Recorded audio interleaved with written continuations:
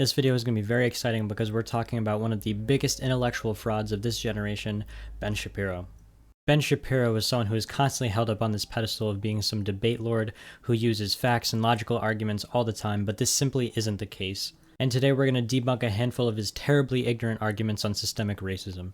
Kevin's school district is also funded by property taxes, so his school is very well funded. His classrooms are never crowded, his teachers are very well paid, and he has access to high-quality tutors and lots of extracurricular activities. So let's talk for a second about school policy. The reality is that if you wanted Jamal to be able to go to Kevin's school, what you'd want is something called school vouchers. You want people to be able to move away from their school districts. There are so many problems with this argument, it is unreal he's taken seriously. If we just took all the kids going to bad schools and sent them to good schools, not only does it ignore the problem of these schools being shitty in the first place, now it's going to decrease the quality of education in these good schools because now we're overcrowding the classrooms with all of these extra kids. If your house is a mess, you don't just leave your house to get a new house. You clean your shit and make it better. On top of that, it's just not possible for some parents to drive their kids to schools out of district. Sometimes it could take 40 minutes, an hour and a half just to drive their kids to these schools, and they just can't do that. They can't afford to.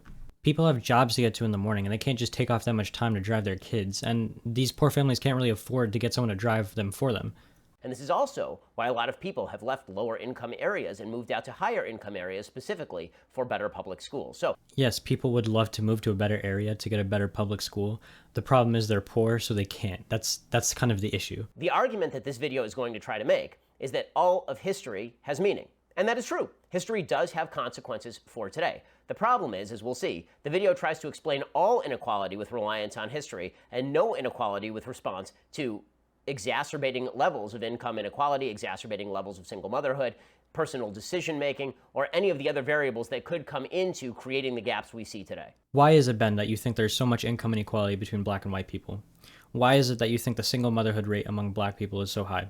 Maybe it possibly has something to do with our country's history of targeting and oppressing black people through slavery, redlining, Jim Crow, the war on drugs. The list goes on, putting black people in situations which set them up for failure, in environments which breed bad outcomes, and economically crippling the community and making it so that they can't transfer wealth across generations. You do not get 45% of black people being born into concentrated poverty without our history of oppression. It just doesn't happen in a vacuum. Conservatives love to say things like black people need to have more personal responsibility and black people should have more personal agency, but the thing is these are things that are learned from a young age from being in a good environment. And when these many kids are being raised in such a toxic environment and their worldviews are being fucked by being born into gang culture and being influenced by drugs, it's unsurprising that so many kids grow up and have such bad outcomes.